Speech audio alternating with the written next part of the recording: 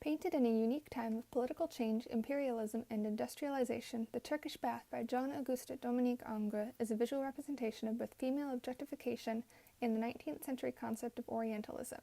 In this painting, these two elements should be duly acknowledged within the context of its history and the fetishization of foreign cultures.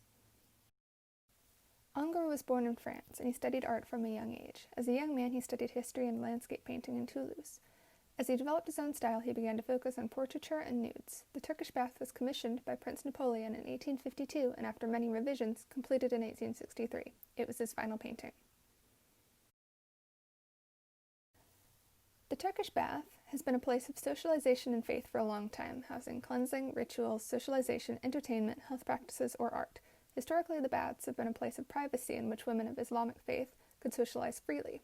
They are also a place of metaphorical and literal cleansing, which is another important aspect of their religion.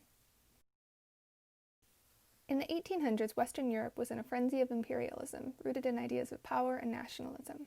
Orientalism abounded, a fascination with the exoticism of a newly non-threatening Ottoman Empire and other eastern regions, used to validate Europeans' taboo interests, often of a sexual nature, by masking them in the misty intrigue of foreignness.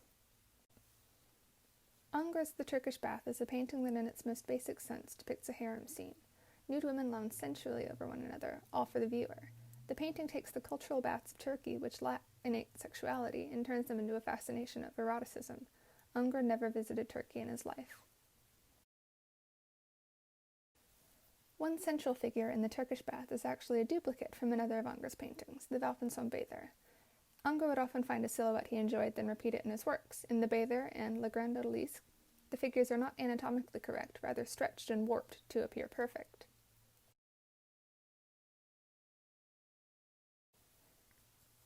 The painting depicts only women, but the sensual lounging and grouping, coupled with the circular framing, implicates the viewer's participation. The figures exist only for the viewer's pleasure, and the circular shape of the image almost makes it feel like it's being viewed through a peephole. Despite their poses, it's implied that the women don't know they're being seen. Receding into the background are three women with dark skin tones amidst a sea of pink skin. These figures are clothed, unlike the other women in the painting. The lighter-skinned figures are clearly subservient to the male gaze, but the other figures seem to exist to serve both the male gaze and the white women in the image. Other depictions of Turkish baths from this time imply the same.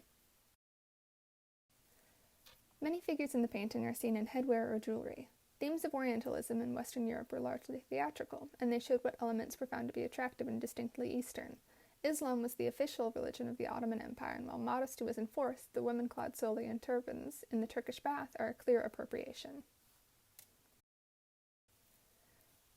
It's undeniable that the Turkish Bath is a work of artistic mastery, from its colors to its composition to its delicate details. It certainly earned its place in art history. However, it's also undeniable that it is scarred by historical themes of imperialism and cultural appropriation.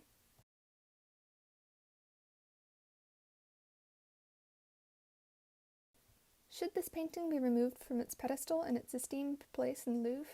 Does it deserve to be displayed after depicting and contributing to colonialism and a westernized narrative of art history? Or is this place in history precisely what makes the painting so important? Or maybe good art is simply good art and should be enjoyed as such.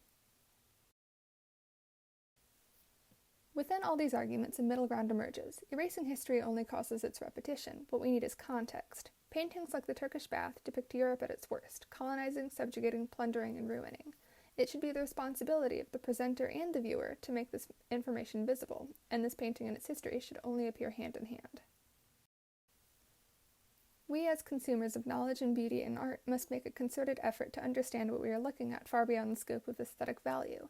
As with the Turkish Bath and many, many more works of art, history should not be forgotten, but instead emphasized within a wider context that might begin to dismantle our society's ingrained Western notions of post-colonial nationalism.